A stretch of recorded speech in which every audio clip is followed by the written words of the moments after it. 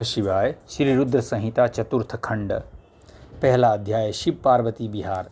जिनका मन वंदना करने से प्रसन्न होता है, जो प्रेम प्रिय हैं और जो प्रेम प्रदान करने वाले हैं, जो पूर्णानंद हैं और अपने भक्तों की इच्छाओं को सदा पूरा करने वाले हैं, जो ऐश्वर्य संपन्न और कल्याणकारी हैं, जो साक्षात सत्य के स्वामी हैं, सत्य प्रिय और सत्य के प्रदाता हैं, ब्रह्मा और विष्णु जिनकी सदा स्तुति करते हैं, जो अपनी इच्छा के अनुरूप शरीर को धारण करते हैं, उन परम आदरणमयी भगवान शिव की मैं चरण वंदना करता हूँ। मुनिश्रेष्ठ नारद जी ने ब्रह्मा जी से पूछा, हे ब्रह्मन, आप समस्त देवताओं और प्राणियों का मंगल करने वाले हैं। हे भगवान, आप मुझ पर कृपा करके ये बताइए कि देवादिदेव करुणा निधान भगवान शिव तो अत्यंत शक्तिशाली और समर्थ हैं, फिर भी जिस अभीष्ट फल की सिद्धि के लिए उन्होंने गिरिजानंदिनी पार्वती से विवाह रचाया था, क्या वह पूर्ण हुआ?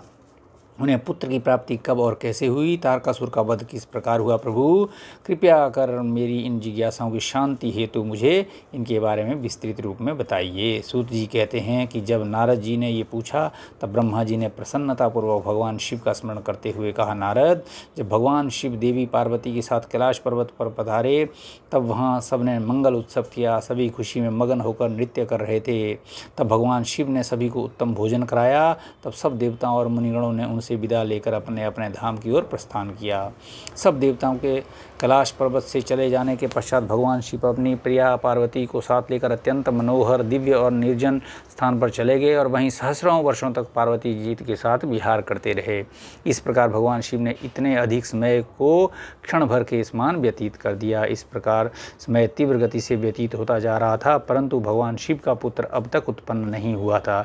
ये जानकर सभी देवताओं को मन ही मन चिंता सताने लगी। तब देवराज इंद्र ने एक सभा करने का विचार किया और उन्होंने सभी देवताओं को सुमेरु पर्वत पर आमंत्रित किया। उस सभा में सब देवता इस बात पर विचार करने लगे कि इतना समय व्यतीत हो जाने पर भी अब तक शिवजी ने पुत्र क्यों नहीं उत्पन्न किया। वे सोचने लगे कि शिवजी अब क्यों विलंब कर रहे हैं। उस समय मुझ ब्रह्मा को लेकर सब देवता भगवान श्री हरि विष्णु के पास गए और कहने लगे कि हे हरे, भगवान शिव हजारों वर्षों से रति क्रीड़ा कर रहे हैं। उनका पार्वती जी के साथ विहार अब भी जारी है, परंतु अब तक किसी शुभ समाचार की प्राप्ति नहीं हुई है। तब भगवान श्री हरि विष्णु मुस्कुराए और बोले, हे देवताओं, आप इस विषय में इतनी चिंता मत कीजिए। शिवजी स्वयं अपनी इच्छानुसार स्थिति से विरत हो जाएंगे।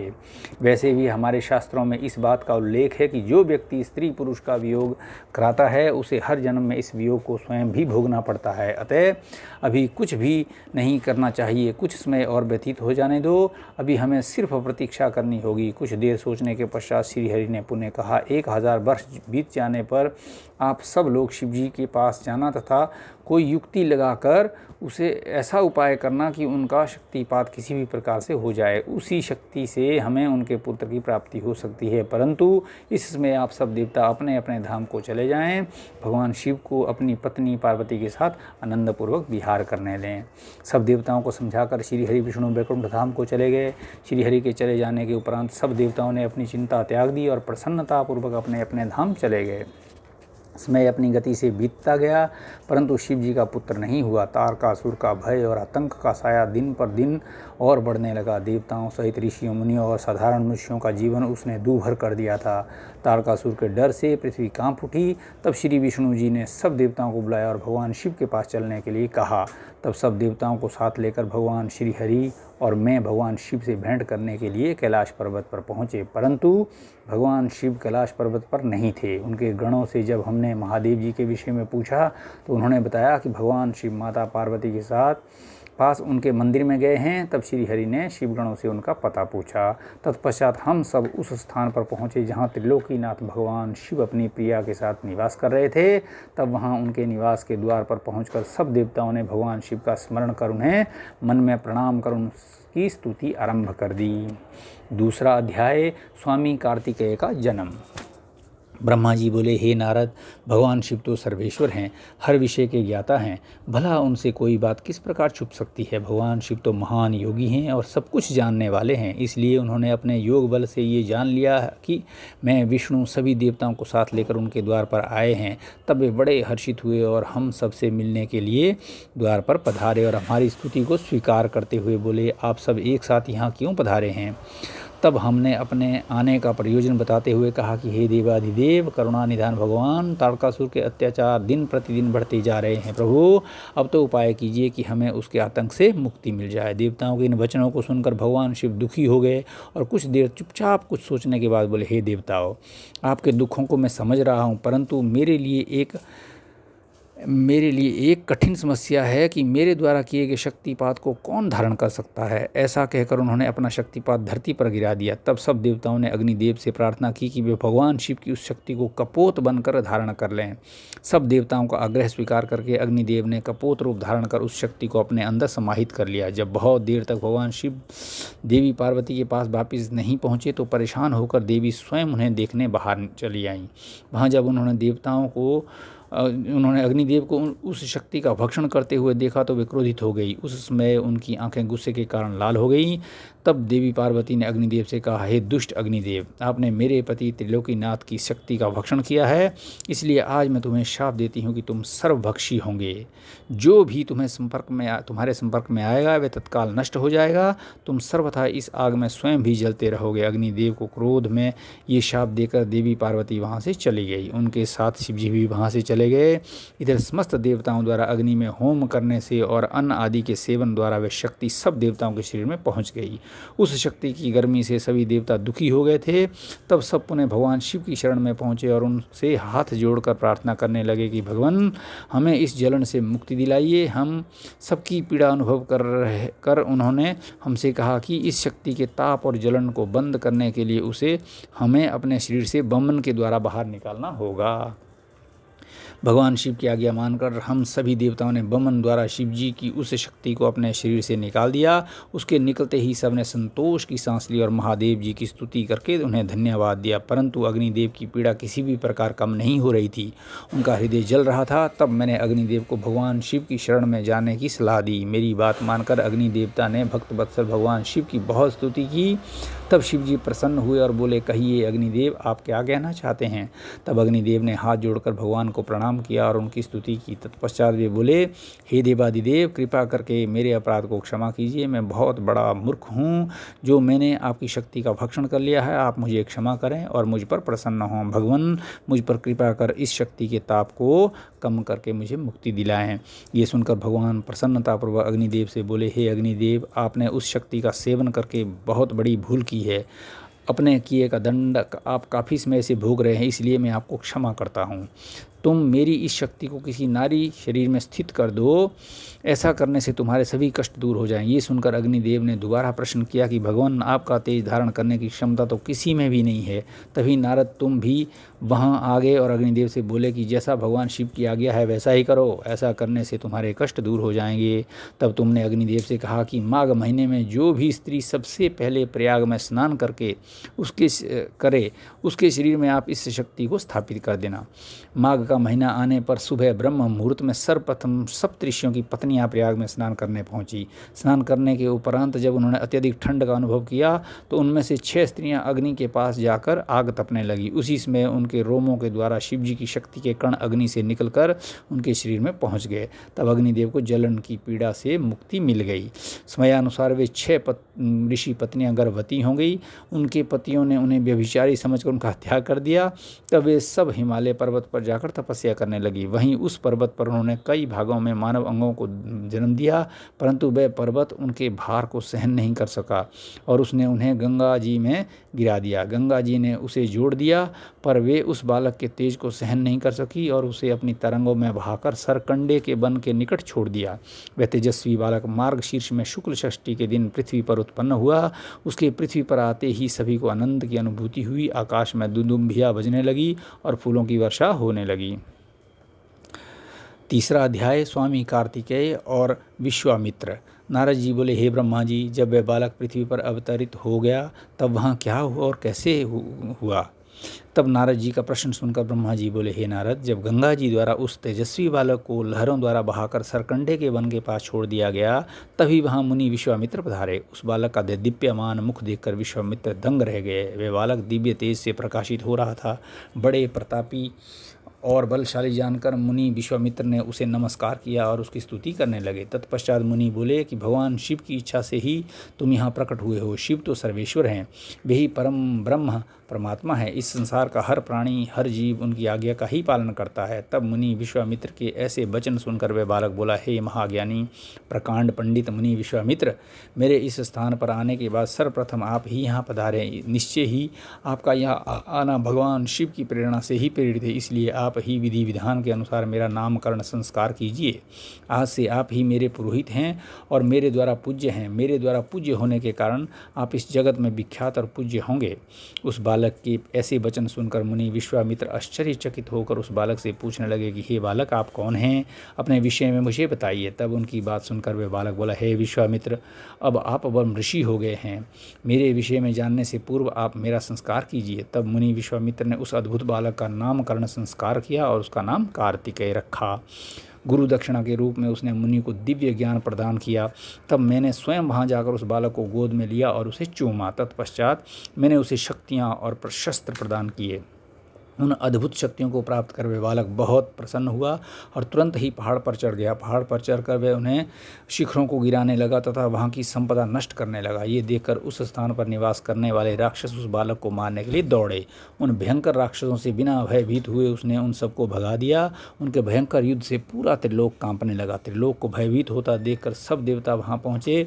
देवराज इंद्र ने क्रोध में आकर उस बालक पर प्रहार किया। इस प्रहार के फलस्वरूप उस बालक के शरीर से विशाख नामक का दूसरा पुरुष पैदा हो गया। उन्होंने उस बालक का एक और प्रहार किया तो नेगम नाम का एक और महाबली पुरुष पैदा हुआ। इस प्रकार इंद्र के प्रहारों से 4 स्कंद पैदा हुए जो बहुत वीर और बलवान थे। तब क्रोधित होकर ये चारों स्कंद एक साथ मिलकर स्वर्ग के राजा इंद्र को मारने के लिए दौड़े। ये देखकर इंद्र घबराकर अपनी जान बचाने के लिए कहीं दूर जाकर छिप गया। उनको ढूंढते ढूंढते वे बालक उनके धाम स्वर्ग में पहुंच गया। उस समय जब वह बालक स्वर्ग पहुंचकर देवराज इंद्र को ढूंढ रहा था, एक सुंदर सरोवर में 6 कृतिकाएं स्नान कर रही थी। उस सुंदर सलोने बालक को देखकर वह उसे प्यार करने और गोद में खिलाने के लिए दौड़ी और उसे पकड़कर ले आई।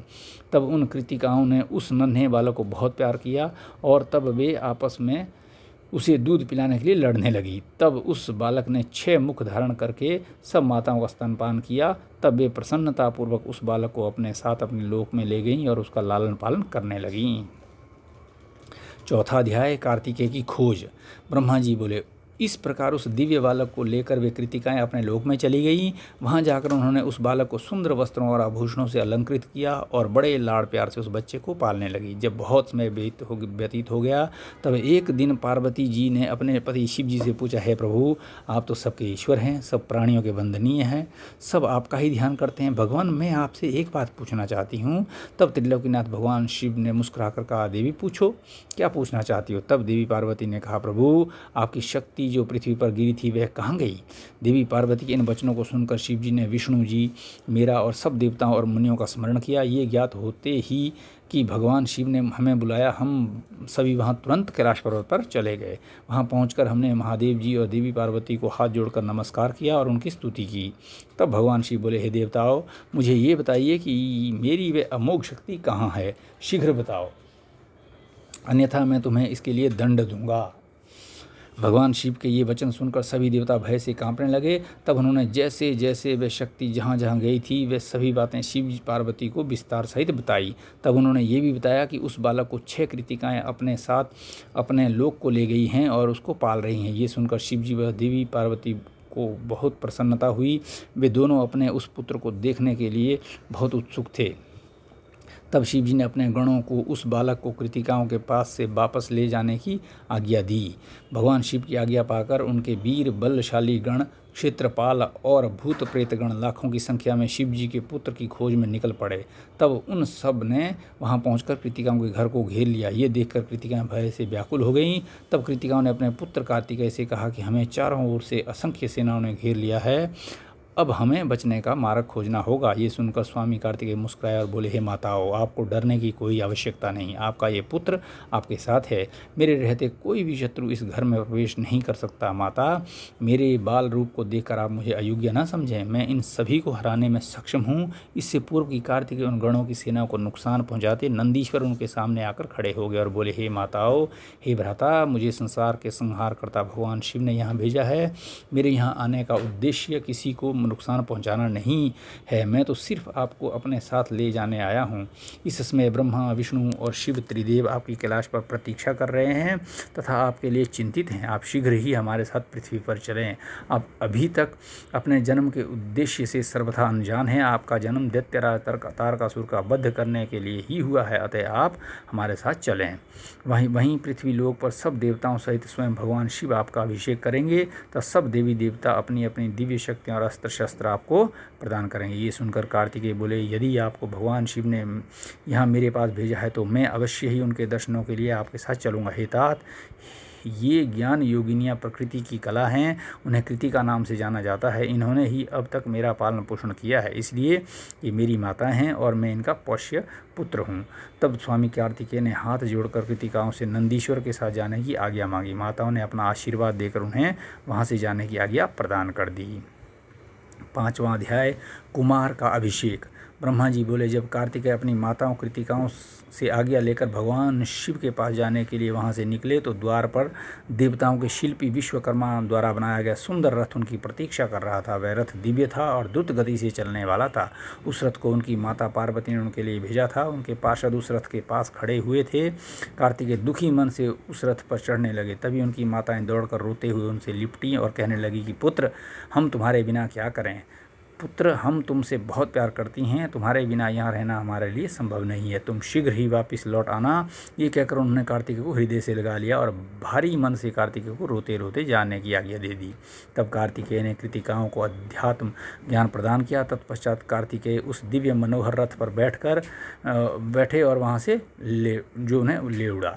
आकाशीय मार्ग से तीव्र गति से चलता हुआ वह रथ कैलाश पर्वत पर आकर रुका। तब शिवगणों ने भगवान शिव और माता पार्वती के पास जाकर कार्तिकेय के आगमन की सूचना प्रदान की। उनके आगमन के बारे में सुनकर भगवान शिव और देवी पार्वती बहुत प्रसन्न हुए। तत्पश्चात भगवान शिव मुझे, विष्णु जी, देवी पार्वती और अन्य देवताओं को साथ लेकर उस स्थान पर पहुँचे जहाँ कार्तिकेय का रथ रुका हुआ था। सबके मन में गंगा जी से उत्पन्न उस बालक को देखने की बड़ी इच्छा थी।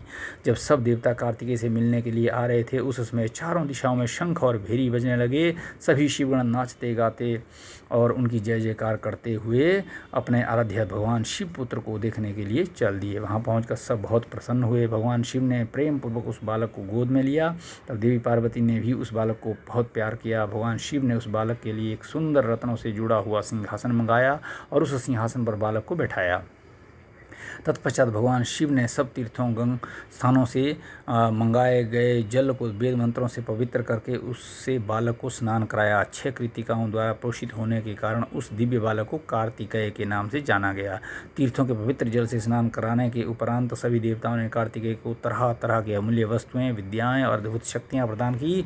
तब सर्वप्रथम देवी पार्वती ने अपने पुत्र को हृदय से लगाकर उसे चिरंजीवी होने का आशीर्वाद दिया। माता लक्ष्मी ने दिव्य मनोहर हार उस बालक को पहनाया तो देवी सावित्री ने सारी सिद्धियां विद्याएं उन्हें प्रदान कर दी। फिर श्री विष्णु जी ने रत्नों से निर्मित किरीट, मुकुट, बाजूबंद, वैजयंती माला और अपना सुदर्शन चक्र उन्हें प्रदान किया। भगवान शिव ने प्रसन्नता पूर्वक अपने पुत्र कार्तिकेय को शूल, पिनाक, फरसा, शक्ति, पशुपत, अस्त्र, बाण, संहारास्त्र आदि परम दिव्य वस्तुएं प्रदान की। फिर मुझ ब्रह्मा ने यज्ञोपवीत, वेद माता गायत्री ने कमंडल, ब्रह्मास्त्र तथा शत्रुओं का नाश करने वाली विद्या प्रदान की। देवराज इंद्र ने अपना वाहन ऐरावत हाथी और वज्र प्रदान किया। वायुदेव वरुण ने श्वेत छत्र और रत्नों की मालाएं प्रदान की। सूर्य देव ने मन की तरह तीव्र गति से चलने वाला द्रुतगामी रथ और शरीर की रक्षा करने वाला कवच भी प्रदान किया। यमराज द्वारा दंड और समुद्र देव द्वारा उन्हें अमृत भेंट किया गया। धन के अकूत भंडार के स्वामी कुबेर ने गदा दी।